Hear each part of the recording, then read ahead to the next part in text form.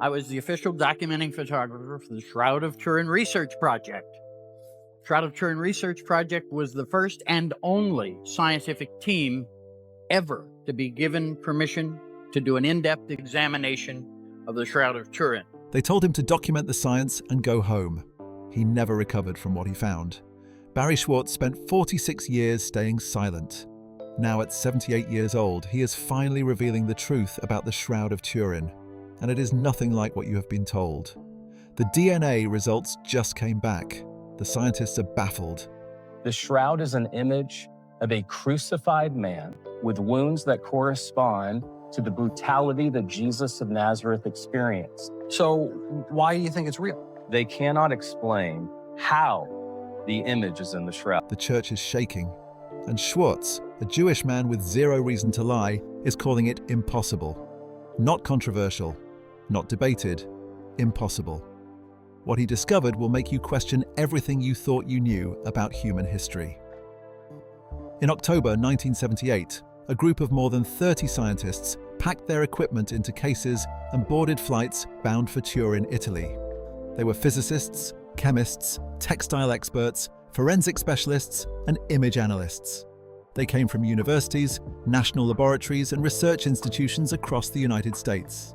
They had different religious backgrounds, different professional specializations, and different personal opinions about what they were about to examine. The one thing they shared was a willingness to apply serious scientific methodology to one of the most debated objects in human history. What they found during the next 5 days would generate decades of controversy, continued research, and questions that remain unanswered to this day. Among that group was Barrie Schwortz, a 32-year-old professional photographer from Los Angeles. Schwartz had built his career on technical and scientific photography, the kind of work that demands both precision and patience. He had spent years photographing industrial processes, medical procedures, and complex scientific subjects, developing a reputation for meticulous documentation.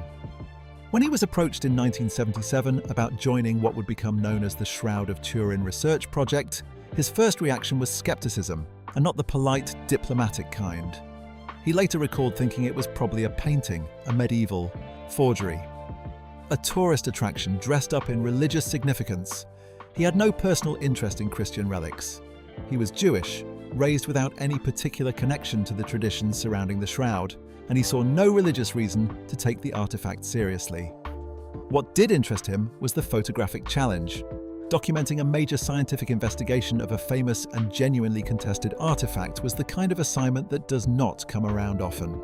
So, he agreed to join the team as the official documenting photographer. His role was clearly defined.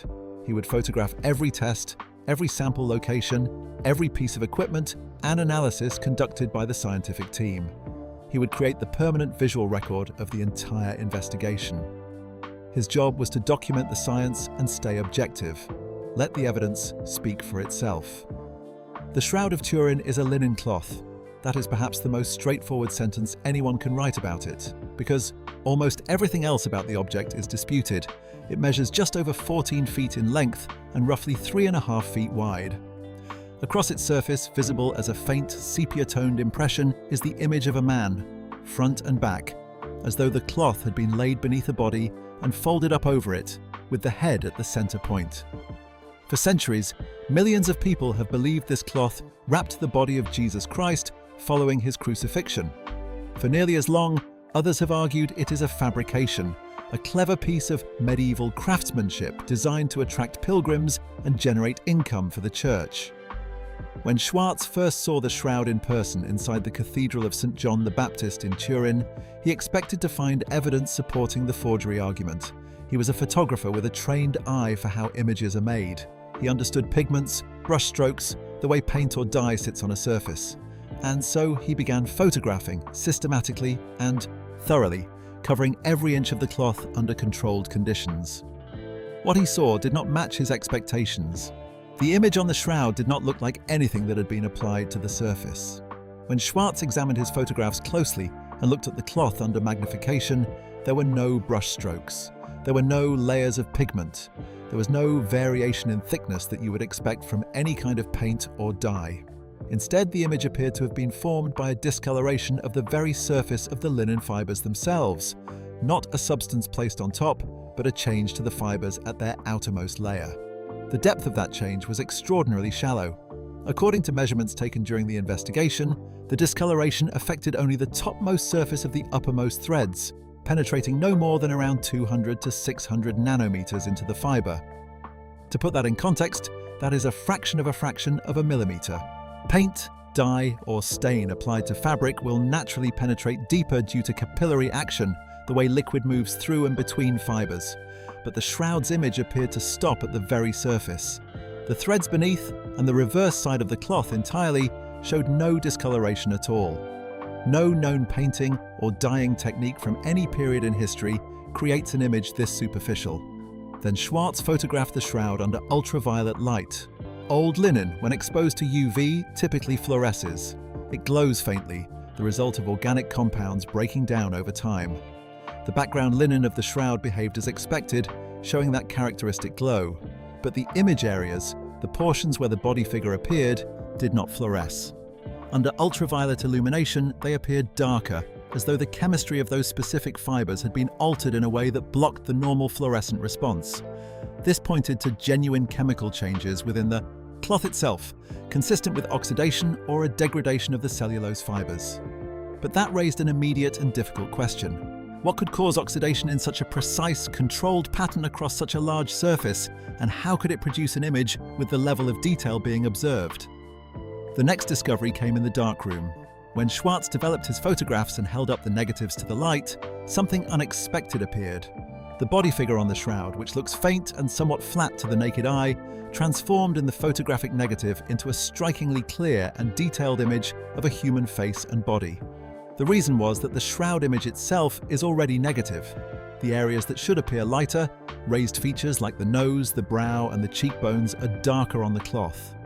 The areas that should appear darker, the recessed features like the eye sockets and the spaces between the fingers, are lighter.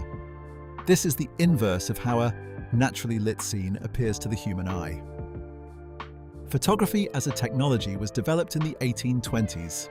If the shroud is, as the 1988 radiocarbon dating suggested, a product of medieval Europe somewhere between the 13th and 14th centuries, then whoever created it would have done so roughly 500 years before the invention of photography. Yet the image they supposedly created only becomes visually coherent, only resolves into a clear and recognizable portrait when viewed as a photographic negative.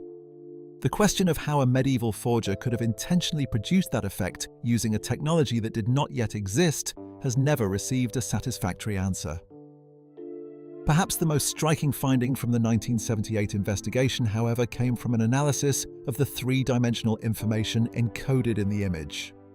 In 1976, 2 years before the Turin examination, researchers had applied a piece of equipment called the VP8 image analyzer to photographs of the shroud.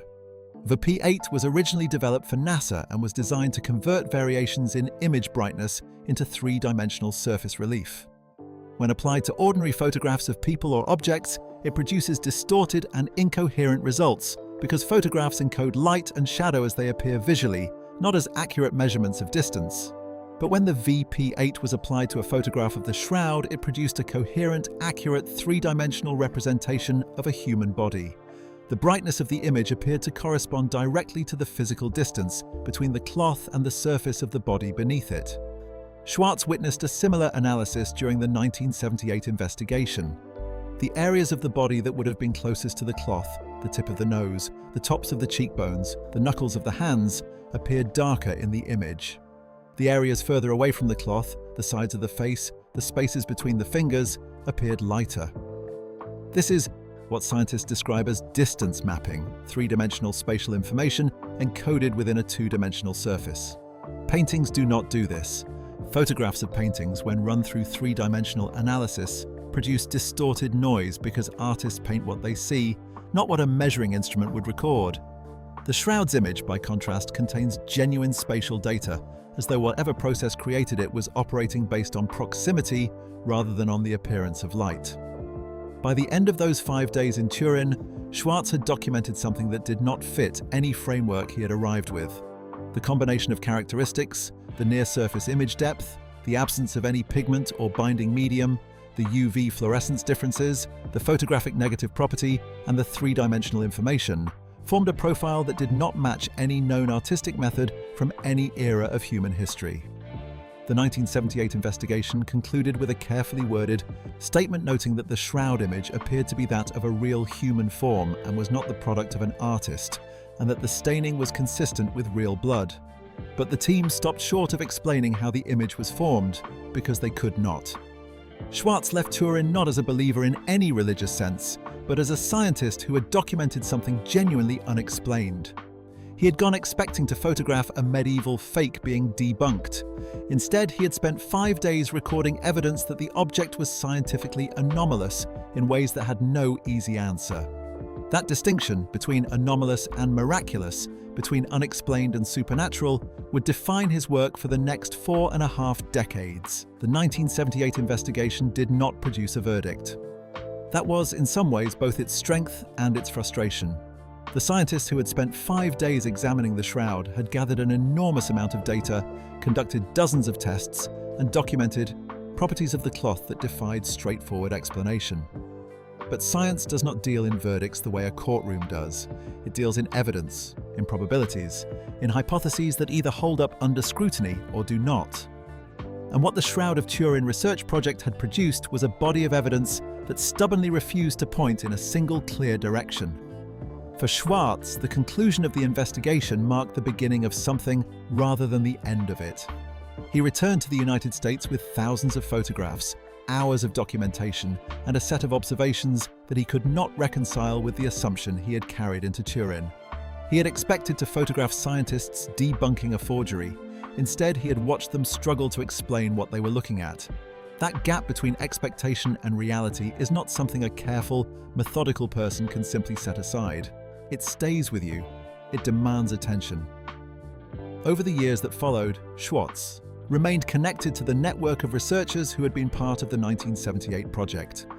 He continued to study the data, to follow new research as it emerged, and to engage with both the scientific and public conversation around the shroud. He was not alone in this.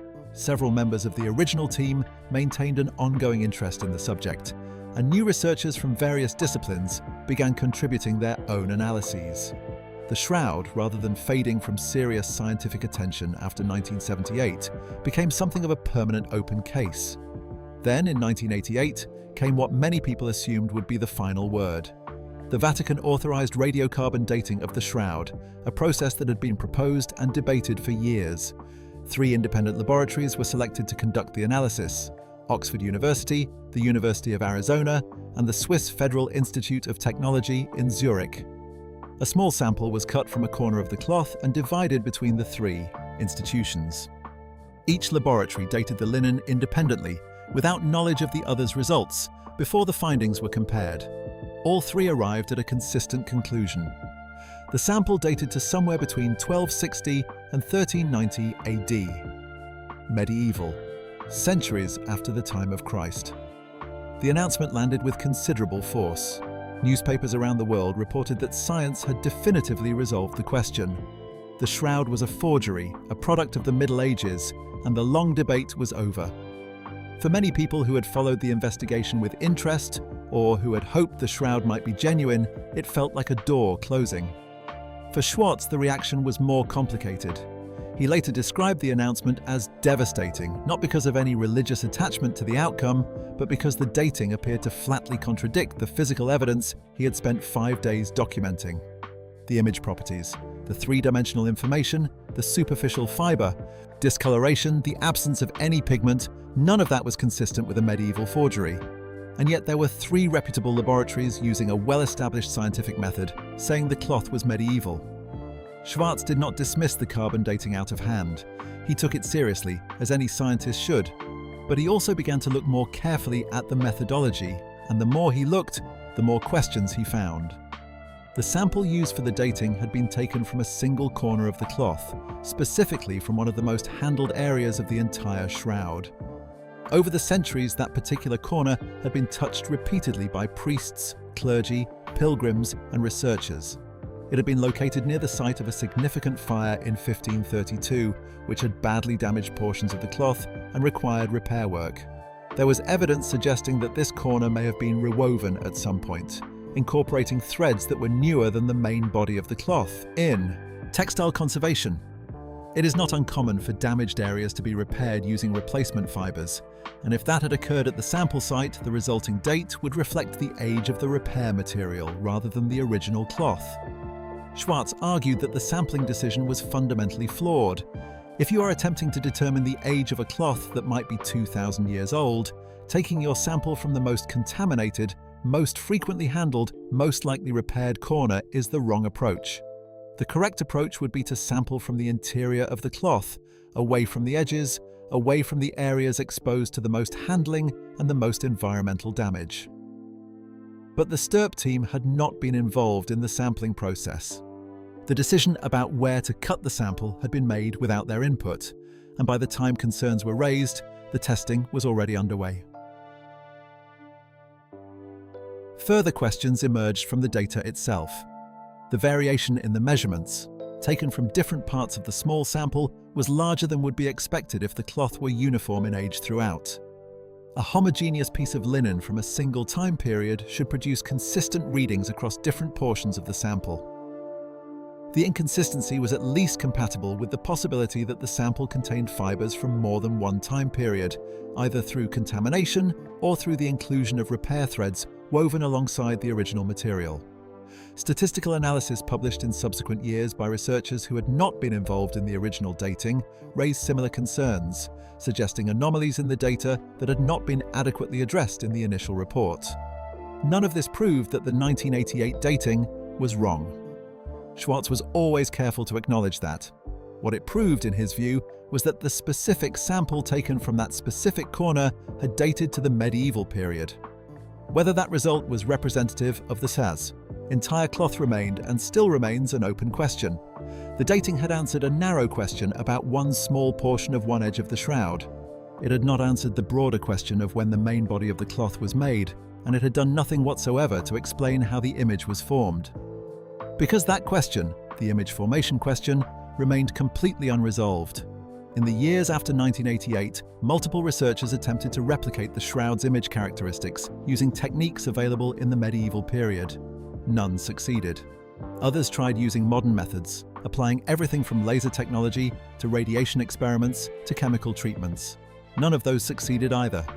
The combination of properties that Schwartz and his colleagues had documented in 1978, taken together as a complete set of characteristics, had not been reproduced by any proposed mechanism, medieval or modern.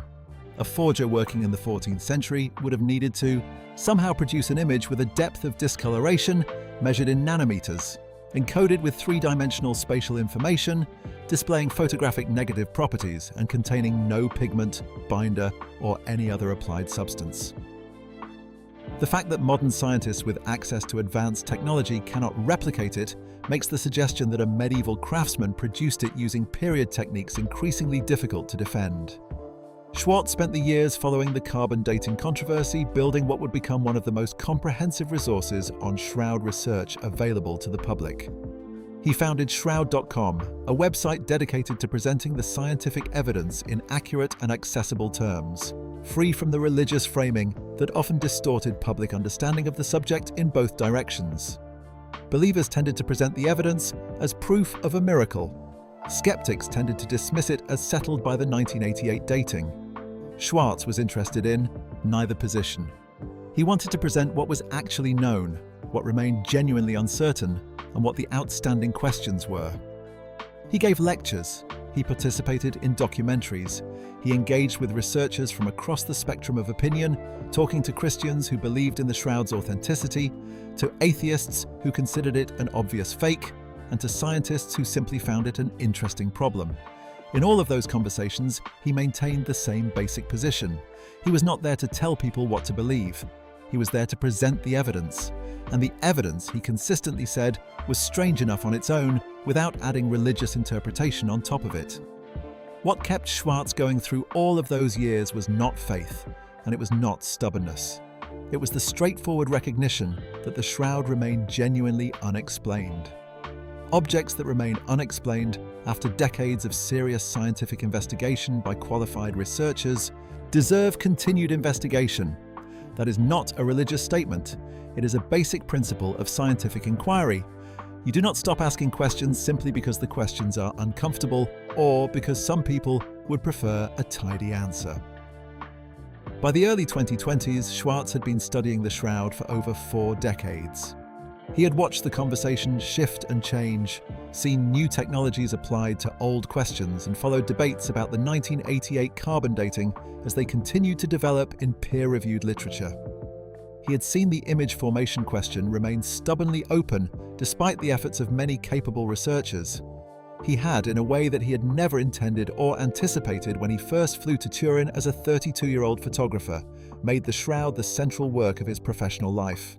Then, in 2022, a team of geneticists took a closer look at biological material that had been collected from the Shroud's surface during conservation work carried out in 2015.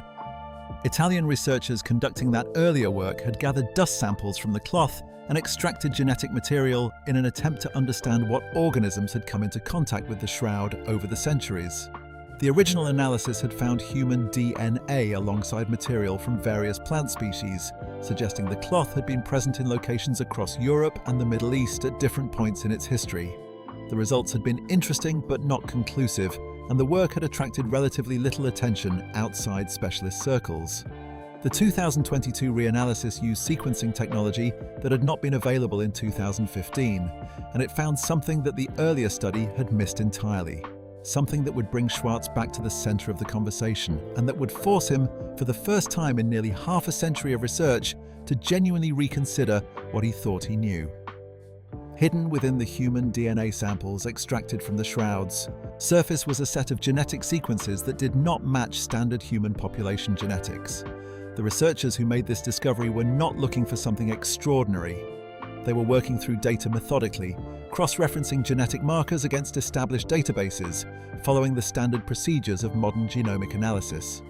And then they found something that did not fit. The Human Genome Project, completed in the early 2000s and expanded significantly in the years since, has given scientists a detailed map of genetic variation across human populations worldwide. We know the markers associated with European populations, with Middle Eastern populations, with African, East Asian and South Asian populations. We can trace the movements of ancient peoples across continents by looking at the genetic signatures they left behind in their descendants. Population genetics has become a powerful tool for understanding human history, and its databases are now extensive, enough that an unusual result tends to stand out clearly. The genetic sequences found in the 2022 reanalysis of the Shroud samples were unusual in a specific and difficult to dismiss way. The markers were human. There was no ambiguity about that. The sequences were clearly from a modern human, from Homo sapiens. But the combination of markers did not correspond to any known population, ancient or modern. It was not that the DNA looked like it came from a distant or rare ethnic group. It was that the particular combination of markers present in the samples should not, according to everything scientists currently understand about human migration and population history, exist in a single individual. Some of the markers were consistent with ancient Middle Eastern populations, the kind of genetic profile you might expect from someone who lived in the Levant region during the 1st century. But mixed in with those were variants typically associated with geographically distant populations, in combinations that known patterns of human movement and interbreeding could not straightforwardly account for. And some of the markers were archaic variants, genetic forms known to have existed in ancient human populations but largely absent from modern ones, having been diluted out of the gene pool over thousands of years. When Schwartz first heard about these findings in early 2023, his initial response was skepticism. He had spent decades watching claims about the Shroud come and go, and he understood better than most how easy it is to generate misleading results from ancient or heavily contaminated biological samples. DNA analysis on material of uncertain age and provenance is notoriously difficult. Degraded genetic material can produce fragments that resemble genuine sequences but are actually artifacts of the degradation process itself. Contamination from handling over centuries can introduce DNA from dozens or hundreds of different individuals, creating a mixed signal that might look anomalous simply because it is a jumble of unrelated sources. But as he studied the methodology more carefully and spoke with the researchers involved, his skepticism began to soften. The team had used multiple controls throughout the analysis. They had sequenced DNA from different areas of the cloth to distinguish between material that might be original to the shroud and material introduced through handling over the centuries. They had compared the anomalous sequences against comprehensive genetic databases. They had run the analysis multiple times to check for consistency. The unusual sequences were not appearing randomly across the cloth surface. They were concentrated in the areas associated with the blood-like stains, the regions of the cloth that had been in direct contact with whatever body the shroud had once covered, if indeed it had covered one. General surface contamination from centuries of handling would be expected to appear more evenly distributed. The pattern suggested something more specific. Schwartz reviewed the detailed analysis reports in late 2023 before the findings were made public and described the experience as the first time in 45 years of shroud research that he had felt genuinely shaken. The data presented three possible explanations, and none of them were entirely comfortable. The first was contamination, that the anomalous sequences represented a mixture of DNA from many different people who had handled the cloth over the centuries, producing a combined genetic signal that looked strange because it was drawn from multiple unrelated sources. The problem with this explanation was that contamination of that kind should produce a broadly random mixture, not a consistent pattern concentrated in specific areas. The second possibility was that the DNA genuinely represented an ancient individual whose genetic profile was unusual due to factors like geographic isolation or genetic drift within a small population. The Seespatz difficulty here was that even isolated ancient populations should still fall within the boundaries of known human genetic variation. The third possibility was that the sequences were artifacts of degradation, that the DNA was so damaged that the analytical process was producing false readings.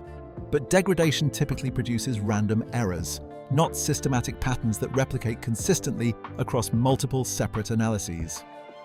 Each explanation had serious weaknesses. None of them closed the question, and that, in Schwartz's view, was precisely what made the findings significant enough to bring to public attention. He went public with the DNA results in early 2024. At 78 years old, having spent nearly half a century building a reputation as a careful and objective researcher, he understood the risk involved. The announcement would be controversial. It would be misrepresented by some, dismissed by others, and seized upon by people looking for confirmation of conclusions the data did not actually support. He was clear about what the findings did and did not show. They did not prove the shroud was authentic. They did not confirm any religious claim. What they showed was that the genetic material associated with the blood-like stains carried a profile that current science could not easily explain. That was the honest summary of the evidence, and Schwartz had always believed the honest summary was the only one worth giving. The response was divided along predictable lines. Religious communities, particularly those who had long maintained the shroud's authenticity, received the news as a form of vindication. Several outlets in the religious media presented the findings as scientific confirmation of what faith had always held. Schwartz pushed back against that framing directly and consistently. Anomalous, he repeated, is not the same as miraculous.